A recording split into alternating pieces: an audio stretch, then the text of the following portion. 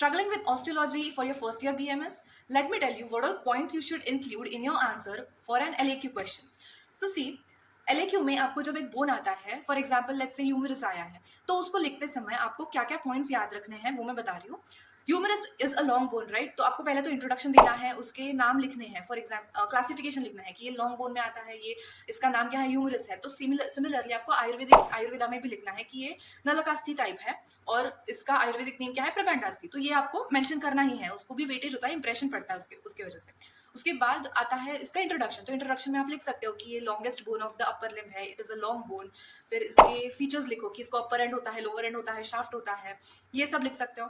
फिर आता है इसका साइड डिटर्मिनेशन, जो कि इंपॉर्टेंट है. तो ये डिटरमाइन करेगा ना ये लेफ्ट साइड का बोन है, ये राइट साइड का बोन है. तो side determination is the most important point. फिर उसमें आपको क्या लिखना है, अपर लिम्ब के अपर एंड के बारे में लिखना होता है कि इसका अपर एंड जो है वो राउंडेड होता है, लोअर एंड जो है वो एक्सपैंडेड होता है.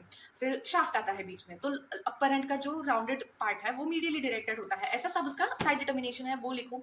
उसके बाद इसके फीचर्स लिखो. फॉर एग्जाम्पल अपर एंड लिया, उसको थोड़ा सा एक्सप्लेन किया, उसमें क्या क्या स्पेशल कैरेक्टरिस्टिक्स है, स्पेशल फीचर्स है, वो लिखो. फिर शाफ्ट आता है. शाफ्ट में बेसिकली क्या होता है, लैटरल सर्फेसेस और बॉर्डर्स होते हैं. तो कौन सी बॉर्डर के बीच में कौन से सर्फेसेस आ रहे हैं वो लिखो. उसके बाद आता है लोअर एंड. लोअर एंड में भी जो स्पेशल फीचर्स है वो लिखो, और अपर और लोअर एंड दोनों ही कौन सी जॉइंट्स फॉर्म करते हैं वो भी लिखना होता है. ऑसिफिकेशन में भी 2-3 पॉइंट्स आप हर एक बोन के दो तीन ऑसिफिकेशन के पॉइंट करके जाओगे तो भी चलेगा. उसके बाद इसके अटैचमेंट्स. अब अटैचमेंट्स याद करते समय ये याद रखो कि आपको अटैचमेंट्स का डायग्राम जो ड्रॉ करना है, मतलब आपको एक डायग्राम तो ड्रॉ करनी है, तो एक पेज तो डायग्राम्स में चला जाएगा. तो वो डायग्राम्स आप मसल अटैचमेंट वाली ड्रॉ करो, ना कि प्लेन वाली. फॉर एग्जाम्पल ह्यूमरस है तो आपको ये डायग्राम याद करनी है, नॉट दिस वन.